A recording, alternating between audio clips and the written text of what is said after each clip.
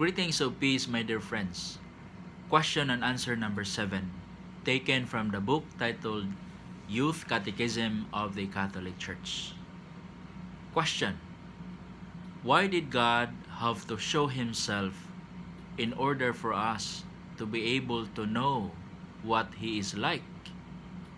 Answer: man can know by reason that God exists, but not what God is really like.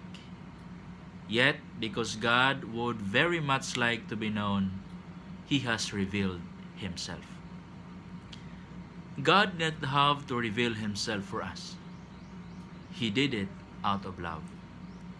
Just as in human love, one can know something about the beloved person only if he opens his heart to us, so too, we know something about God's inmost thoughts only because the eternal and mysterious God has opened Himself to us out of love.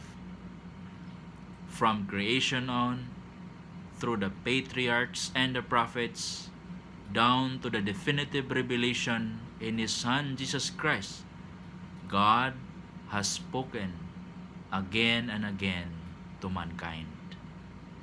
In Him, He has poured out His heart to us and made His inmost being visible for us. In theology, we call this revelation.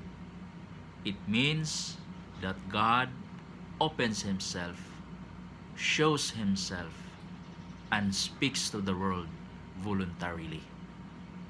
Thus, Blaise Pascal said, "Something incomprehensible is not for that reason less real."